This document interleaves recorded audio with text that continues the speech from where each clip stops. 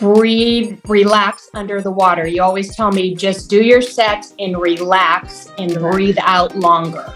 If you're not relaxed, what happened? I take more breaths. I feel like I don't have enough oxygen.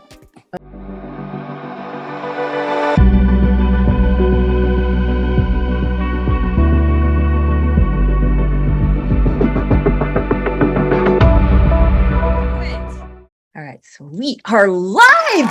All right, happy Friday, Ironman and Beyond members, busy high achievers all over the world. So right now we have a very exciting topic.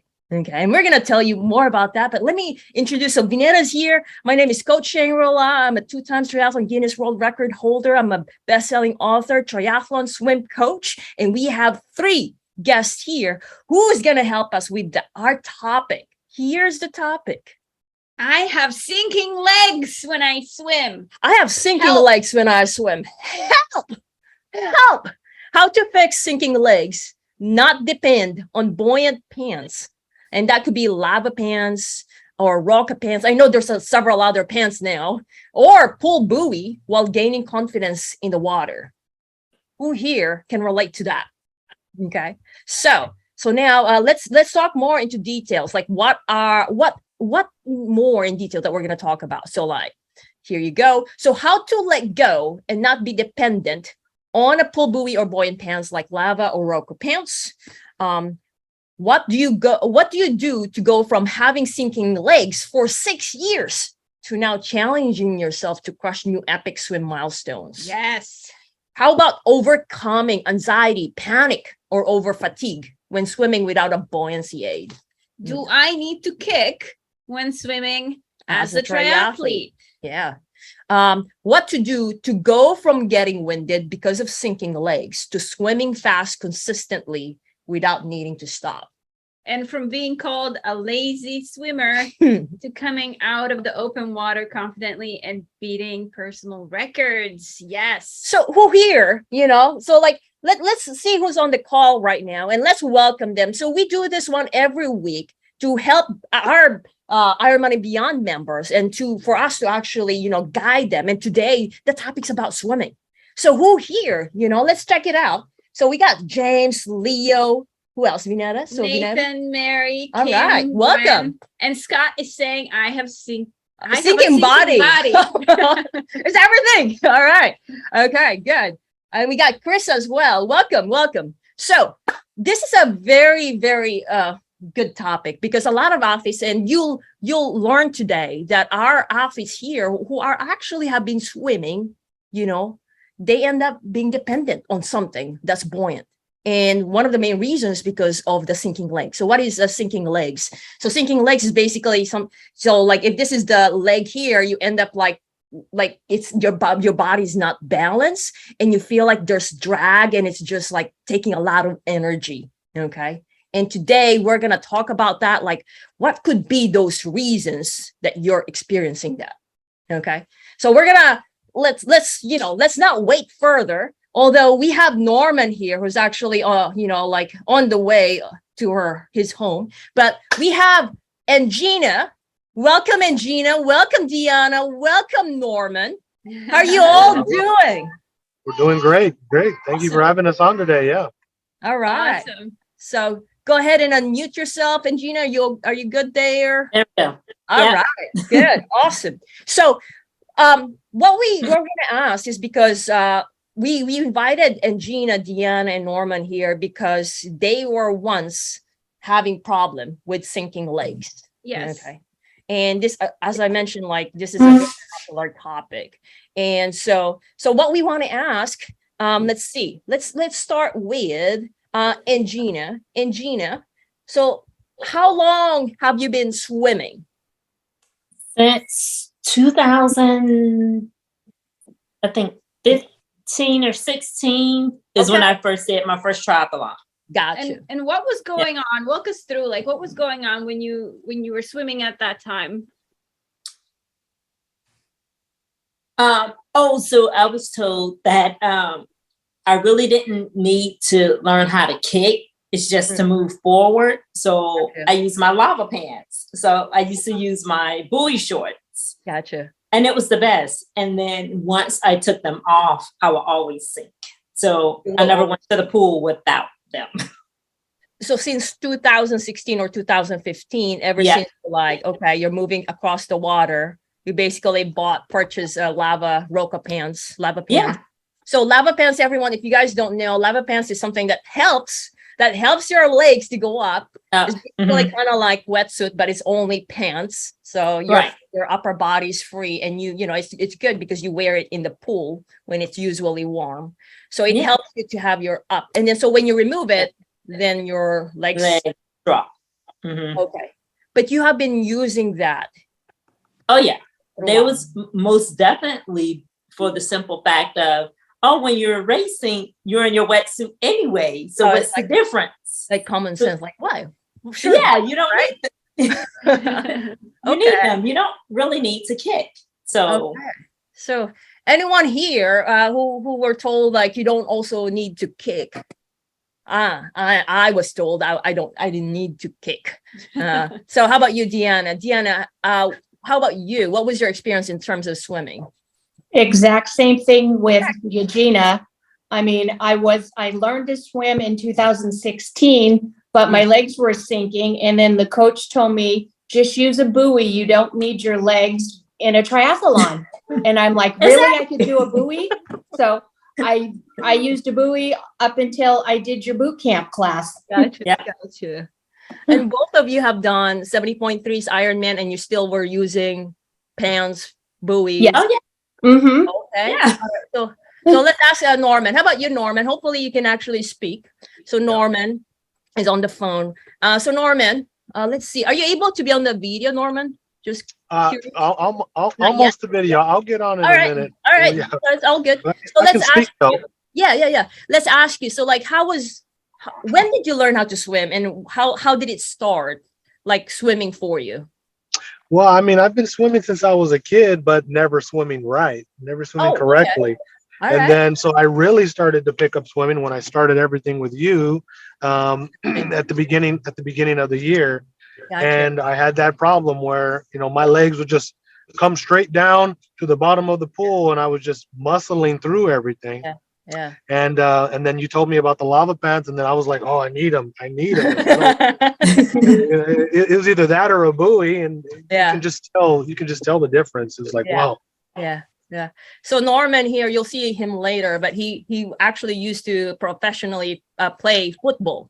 Okay, so he's a muscular guy. And who here, like if you're a muscular guy, I sink, coach.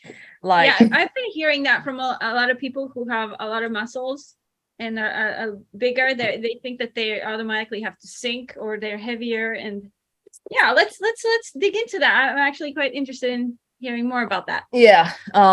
Let's see. Norman, when you're swimming, is that something that, like other people had told you, like in terms of like, okay, you're muscular, so you're sink, or is that something that you feel? Yeah, no, well, I mean, I've heard it from people, and I've felt it. So I kind of just assumed, well, that's just what happens to people with higher muscle mass. You just sink to the bottom. Like I can't float unless I'm in salt water. So I've kind of just always assumed that's just what happened. Yeah. So let's ask, so everyone, we are here, we would love to converse with you as well. So Vinetta is actually reading all the comments here. So are you the type like, it could be like pool buoy, it could be fins, are you dependent on something, when you started? Are you able to relate on this one? Or like, for example, like you're kicking, you were not kicking before and you learn how to kick, or you're dependent on wetsuit or pants. So if you're dependent on anything as of right now or before, would love to know that. So we can actually know like who's on the call, and we can converse more. All right. Yes, let's put that in the comments. Let's see what you guys are dealing with. So let's see. So let me see. Norman, you were doing already Olympic or sprint before you met us, or nothing at all? Is he there? So let's see. All right. So I'm going to go back to Norman. So Ngina, how many Ironman have you done before you actually learned to let go of the pool buoy? or the pants, the swim pants? I think I've done 4 halves and a full. 4 halves. Okay. Yeah. And some of them were in the ocean or just a lake or just Yeah. yeah. Yeah. You got some ocean as well. So even when you were swimming in the ocean as well, you're still dependent on the pants. Basically. Oh yeah, because there's no way I would go in the ocean without without a wetsuit. Okay. All right. So how about you, Deanna? So you said 4 halves and an Ironman. Yeah. An Ironman. All right. How about you, Deanna? How many 70.3s you've done? Well, I've done 3 70.3s, but they canceled 2 of the swims. So really only completed 1. Bonus. You got I think it was the Santa Cruz, was it? Santa Rosa, they canceled the swim, and then Arizona this year, they canceled the swim. Okay. And but wow. the 70.3 that you did swim was Santa Cruz. Yes. Santa Cruz. So it was ocean. So when you did the Santa Cruz 70.3, did you know about this, like not swimming without the pool buoy during training? Well, I knew people did it, but that was my comfort zone. Okay. So I did all my training with the pool buoy or a wetsuit on. Gotcha. So how would it, I mean, that kind of makes me ask, how did you feel on race day then? Was it scary? No, I had my wetsuit on, so that's my security blanket. Yeah. So when they're over there in the open water. Yes. Okay. So how about you, Norman? So welcome, Norman. Now you see face of Norman. Yeah. How tall are you, Norman? About 6'1". 6'1". Damn. Yeah. Tall man. Yeah. Right. You got a lot of muscles too. So good mass. So Norman, before you met us, did you do I think you did sprint already, right? In Olympic or just sprint? He got frozen. Okay. We're gonna go back to him again. Norman, come back. All right. So everyone, so let's ask more. Go ahead. Go ahead. You just lost me for a second. Sorry about that. So yes. So before you met us, were you doing already like sprint or Olympic? Nope. Or not zero. Zero. Okay. So what was stopping you to actually get into triathlon? Well, the swimming was the number one thing. I just didn't know if I could go that distance without dying in the water, really. Yeah. So how long were you able to go before? Are you able to finish a lap? I mean, maybe one length of the pool, and then I felt like my heart was going to explode. Yeah. Yeah. You mentioned that your wife was a good swimmer. Yeah. Yeah. Did she try to help you? No, she openly admitted she's not a good teacher or coach. So she would really make fun of me more in my technique rather than try to correct it. So I could hold on to her leg and she could drag me across the pool. That's how good of a swimmer she is. Okay. All right. How about you, Ngina? So was your spouse like helping you out in your swimming? What did they think about your swimming, Ngina, Deanna?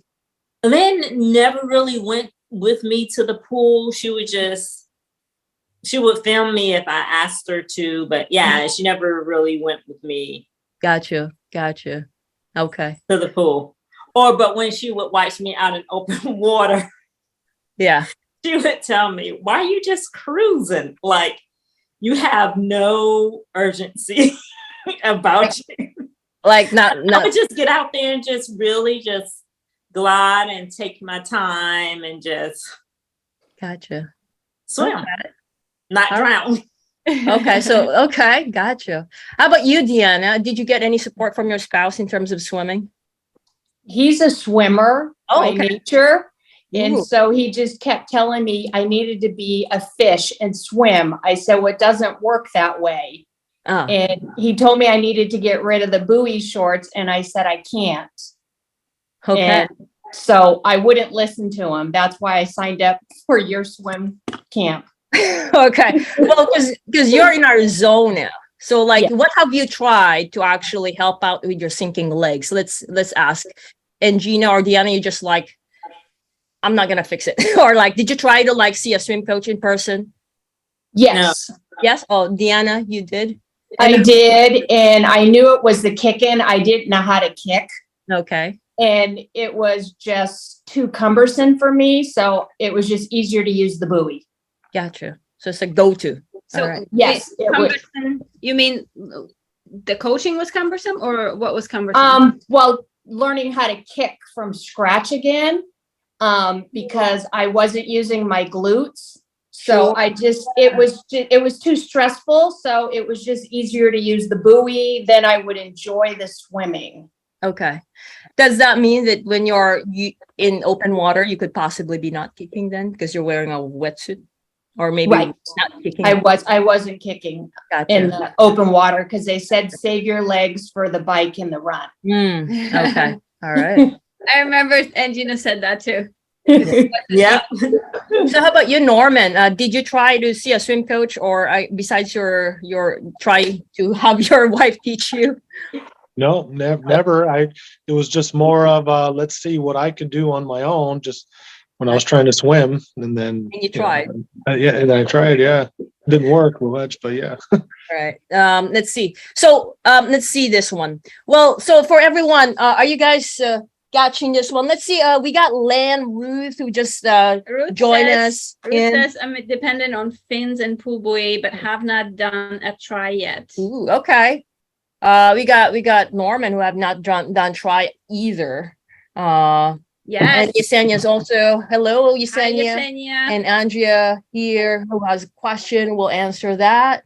All right. So let's see this one.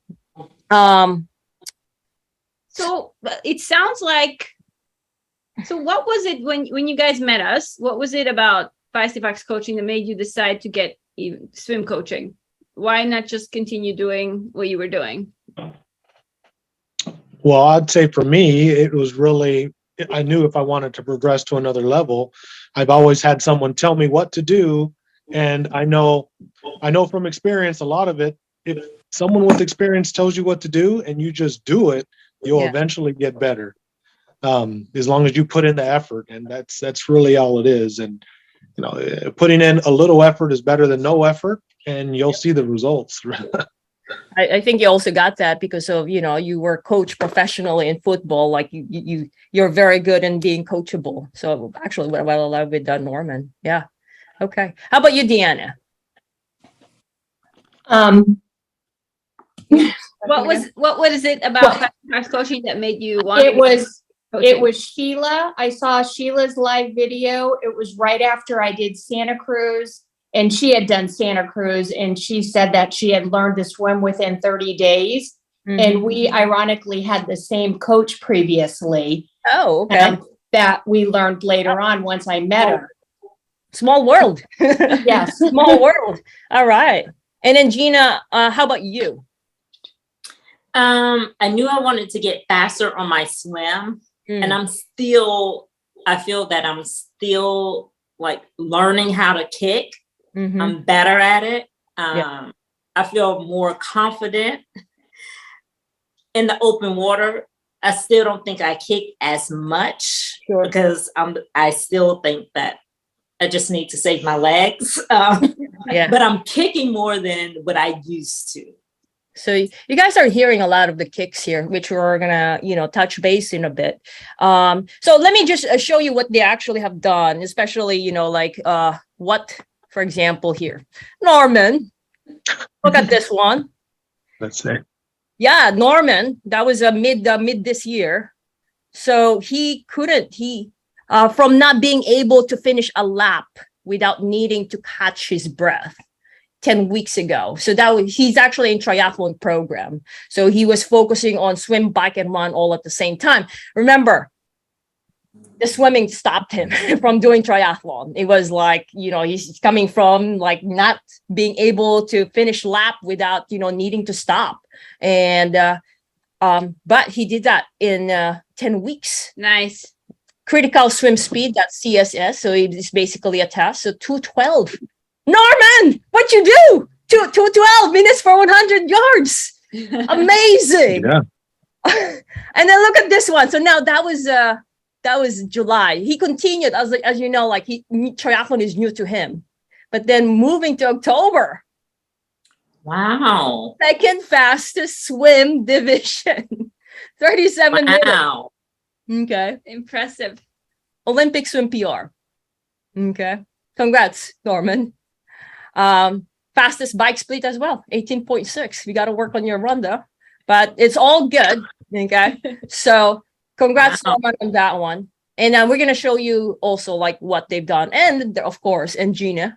Okay. So Ngina, you know, so what he had told us before, she felt like she plateaued on 215, 210, went to 157 and critical swim speed. And also she was so happy. She's not dependent on buoy or buoyant pants anymore. And this is her. This is her just November 5th, wherein she also beat her PR. Now this one is ocean swim. That's ocean. Yeah. So 1 hour, 36 minutes in Florida just last month. That was last month only. And she beat her PR from IMA's, which was 150. That's pretty good with the waves entry and everything. Yeah. Oh yeah. And then she continues to, you know, like she's going for longer now. She's like, all right, got 3 miles, 5K, 216 in open water swim. Okay. So she continues to do that. And then next thing is also, I'm going to show this one. This is Deanna during Halloween. This one is only first week on 30-day swim boot camp. She finished her first longest 1600 meter without pull buoy only within 1 week in the boot camp. And we're going to talk more about that, how she did it, because there's a lot more into it. She didn't want to do it. She didn't want to let go of it. She signed up for boot camp, but she didn't want to, Tell us about it. What was that experience? Okay, so like? it looks like we're going to talk about it now. Yeah. So let's talk about it, Deanna. So Well, when Yeah. I first started, you had me doing the critical swim speed, and I did the 400 and the 200, and I was having anxiety with that because I had never swum without a pull buoy, those distances. But I got through them, and they were hard. And then a week later, I saw 1600, and I questioned it. I sent you a message going, I don't want to do this. Why do you have me doing this? And you just told me to relax. If I need to take a break, pat myself on the back. So I went out and I did it, and I didn't stop. And I was so excited. I just kept saying, relax, relax. And it was hard, but I did it, and I was super happy. she was so resistant about it, or it was early in the morning. She messaged me. She said, good morning, coach. I said, tell me if the workout doesn't make sense. And, just tell me anything, how you feel about things, So she was like messaging me, coach, we're like, it's not making sense. With the 400 and 200, I was already having a hard time. Now you want me to do 1600 in just 1 week in the boot camp? Does that make sense, everyone? When a coach tells you to now swim 1600, and then she's, this is a person who was swimming since 2016 with pull buoy, and then now I'm telling her to swim 1600 without pull buoy. So of course she's gonna message me. But then it's not just about like, hey, my way, you got to follow it my way. So like, it's more about like, because she was open and honest about it. So I said, I'm just going to read it out loud. So I said, good morning, Deanna. It's Halloween. I see that you're not feeling confident about finishing 1600 without pull buoy. You felt the same way before you attempted to swim 400 and 200 nonstop without pull buoy, but you did it anyways, right? So there's a lot more, because for athletes like Ngina or Deanna or Norman, especially if, like they want to learn how to swim, there's some anxiety, panic, like they're trying to take this comfort that they've been keeping. They don't want to let it go. So we want to understand. So like I asked, and your pace was not bad when she did it. So I understand that 1600 may be out of your comfort zone, but I still want you to do it.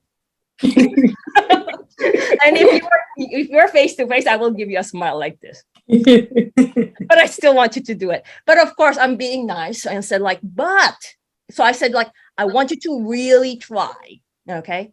And I need you to do this. So I gave her steps, 1, 2, just focus on this one first, and then the next one. And then also I gave her permission.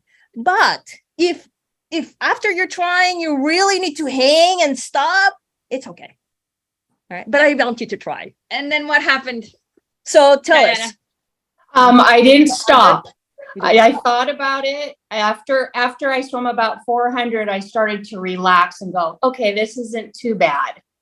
And I did it. And I thought, I'm going to show her I could do it. And right after I finished, I messaged you and said, I did it. I was so excited. And her time was not bad, actually. As for a first time not having pull buoy, her time was 2:27 minutes per 100 yards on 1600 on the first time try. Longest ever. Because I asked her, how long have you, when did you ever swim this long? And she said, never. I mean, how long have you been swimming? She said 2016. What? But you finished already 70.3. Okay. That's awesome. I'm glad you had that experience, the breakthrough. So now that. let's go to Norman. Norman, after 10 weeks, right? You're like, okay, like your wife was even laughing at you, like, right? You're like, okay, how do I swim? So now we give you the tools. How did it feel when you finally, like, you actually swam to 2:10 minutes per 100 yards after 10 weeks? How did it feel? I mean, it felt good. I mean, every time I did one, I said, okay, I can go a little faster, a little harder. And then, I mean, the last one that I did, I said, let's just put it all together. Let's kick. Let's just push yourself. Because what's the worst that can happen? I'm not going to drown. I know I'm not going to drown now. I can swim, right? So I put it all together, and I just said, let's just go for it. Yeah. And it felt great. I mean, it felt actually, good. It made me want to do it again. Yeah. So with Norman and I, we were even talking about the race strategy. I said, like, Norman, what are you doing there? You are like nuts. Like, you can push now. And like, yeah, coach, I don't know I didn't know what I was doing. Yeah, I want to push on the next one. Like after that, and that's why, that's why he was the this one, second fastest swim division. Yeah. Wow. October. Yeah. I mean, I could have went off faster too. I think I could have went harder. There you go. So yeah. How does it feel like now on swimming? Like before you can't even finish a lap, and then now you could push it, just like more competing. Yeah. Well, I mean, it feels good. I go to the pool now, and people are looking at me when I'm doing, the 1,000-meter sets. They're like, "Wow, you're good." And I'm like, "Good." I'm super slow, but I mean, people are just staring at you, really. When you're. All right. Nice. Let's see. So let me see. How about you and Ngina? When you PR'd that Florida, like, let me pull that up. Did you expect that, like, I know you were training hard, on swimming, and so this one was in the ocean. You PR'd 136. How did it feel that when you come out of the open water, you actually PR'd? Oh, I couldn't believe it myself, because that really was a struggle. I mean, going into that water, that first loop, right? It was hard because I did not think I was going to make the second loop. I was seriously questioning, will I be able to make the second loop? Right. And because the first loop, I stopped 5 times, and I was like, okay, if I can just get through this, let me just kind of relax. Yeah. I asked to be here. Let me just get through and not stop. So that's Ngina right there. So there's several more buoy there, and she had to do this 2 times. Just entering. So like for people who's about to do Ironman Florida or in the future, that's basically how it is. And then you have to go back second time, and then the faster ones could be like lapping on you also, right? it also sounds like it wasn't perfect, even though she got a really good time. It was No. not perfect, you know. So that's amazing. Awesome. Yeah, I surprised myself. Wow. Wow. All right. So let's ask. So like during your the coaching, which part do you think has helped you the most, in getting better in swimming and not letting go of that pool buoy? Like what are the elements? How about give like 2 or 3? Like what are the top things that you think has helped you in terms of improving on your swimming? Let's have Deanna. Oh, sorry. Oh, and Ngina. No. No. All right, let's go, Deanna. Go ahead, Deanna. The kicking, most definitely. Okay. And the way you critiqued my stroke underwater, having me stretch more, my hand entering the water correctly, using my core and my glutes as I swim. Those are key. Right. All right. So let me show you an example of like what Deanna's talking about. So this one is one of those things. So this one is actually I did talk about a lot of here. This one is Deanna under the water. So like there's a hand entry glide right here. There's the glide on the left hand, early catch face, and then the pull face. How about the other hand? So this one is one of the examples. So this one help you like this kind of feedback, Deanna? Definitely. Okay. All right. How about you? How about mindset, Deanna? And just, I need to breathe, relax under the water. You always tell me just do your sets and relax and breathe out longer. If you're not relaxed, what happened? I take more breaths. I feel like I don't have enough oxygen. Okay. All right. So Does that make you feel more anxious, maybe? Yes. And so I have to always remember, slow down, relax, and then I'm not breathless at the end of the pool. There you go. Some key insights there. Yes. breathing, relaxing. So the more you don't you're not relaxed, you panic more, lose your Yes. form, your concentration. All right. Let's ask Norman. Norman, what are the top 2-3 things that you think was helpful for you in terms of the swimming?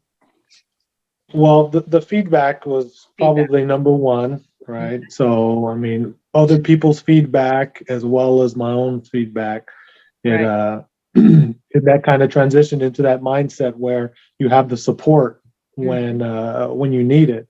So if you go out and do it, if you're not doing it right, if you want to know if you're doing it right, send it to you, post it, you get the feedback, you get the feedback and okay, I got something to work on the next time.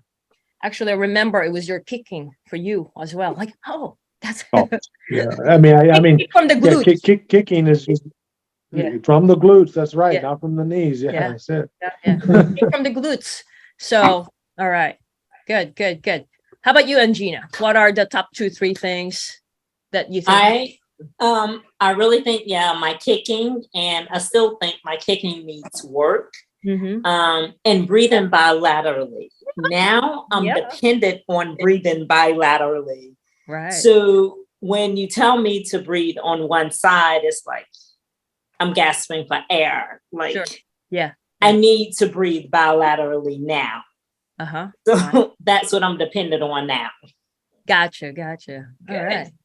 That's great. So you're very balanced then. Yeah. Congratulations on that. And that's basically helping you out in open water specifically as well. And also balance in terms of rotation. Okay, cool. All right. So for everyone, are you guys taking notes? We have Claudia. Welcome, Claudia. Welcome, Angela.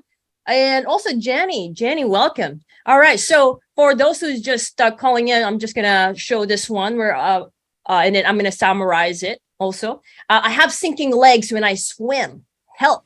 How to fix sinking legs, not depend on buoyant pants, lava pants, or Roka or pool buoy while gaining confidence in the water. If you're just calling in, we have the replay you can access. Hopefully you can, rewind so you don't miss a lot of the great things that they had mentioned already. So now let me just summarize basically of what they did. Okay.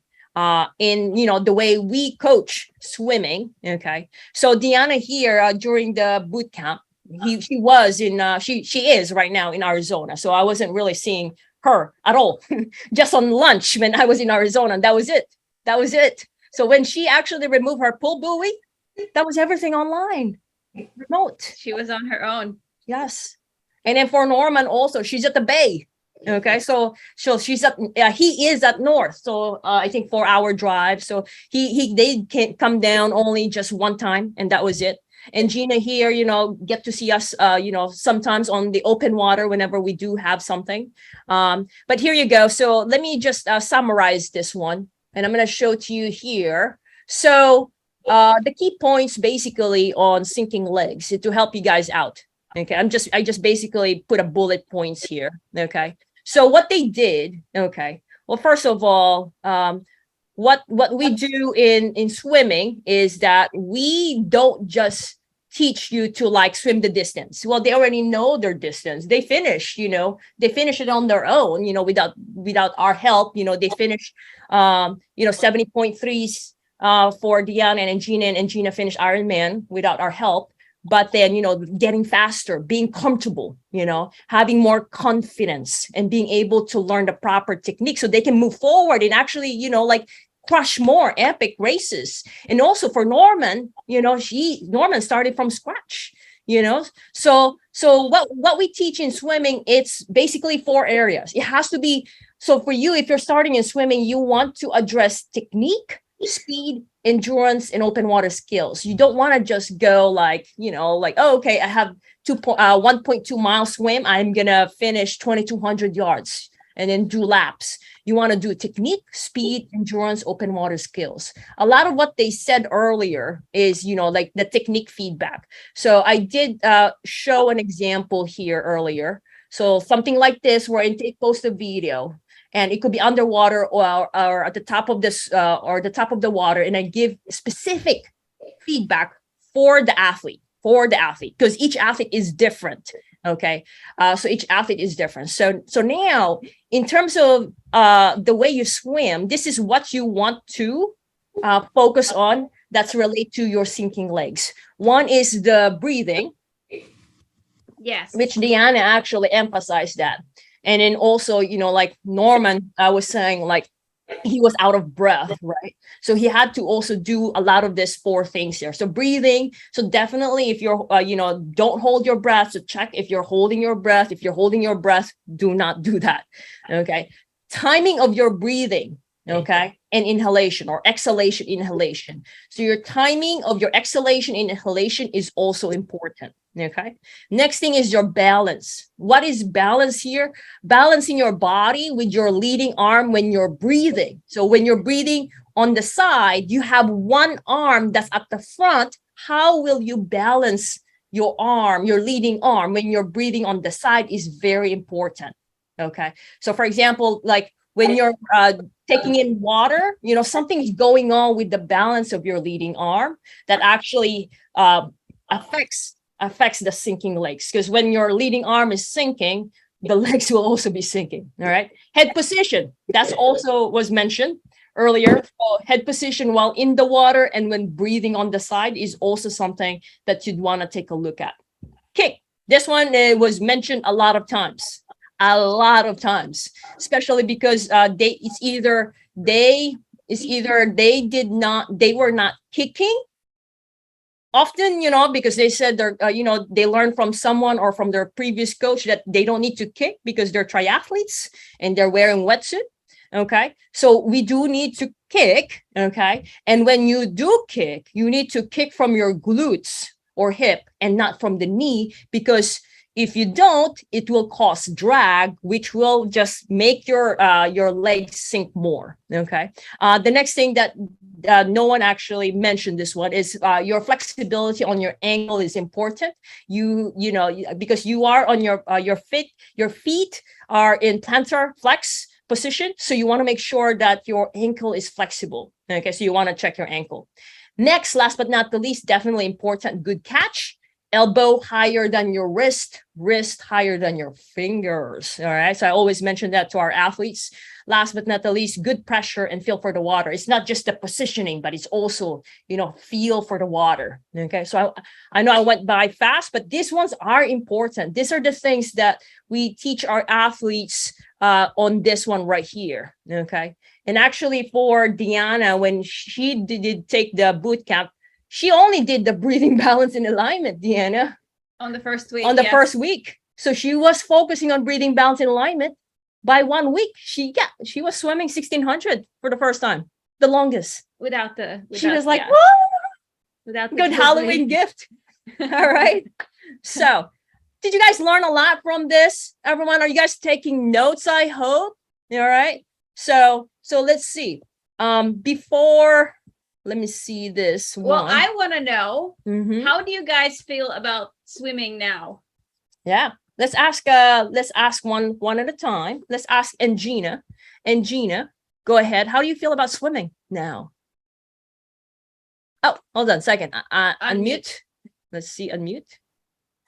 I'm more comfortable in the water. I don't feel like I'm going to drown. So my next challenge is to swim in the ocean without a wetsuit. Yoo-hoo. All Nice. right. That's my next, challenge. That is awesome. Okay. How about you, Deanna? How do you feel? Let's unmute you as well. Go ahead. Yes, let's unmute. I'm more comfortable in the pool swimming. I haven't done open water. It's too cold. Yes. But I actually look forward to swimming and it relaxes me now. Right. Well, what I Nice. wanted to share to you though, I know I'm just adding this one. Deanna, just want to remind you, you did your open water, but just with wetsuit. Okay. And you are more confident compared to when you did the same race last year, when you had claustrophobia, right? Right. And I had to stop. So you did the same race, during the boot camp as well. And you did great. Yes. All right. Amazing. Okay. Love it. So What about Norman? Norman, how do you feel about swimming? Yeah, I mean, I actually enjoy it too. I like it, and it's probably the most fun and relaxing out of the three that I do. Maybe because it's first. Maybe because it's first, and I'm not that tired yet. But Yeah, but considering that it actually was the one that's stopping you from doing triathlon. Yeah, that's amazing. yeah, I love that you're saying that. All right.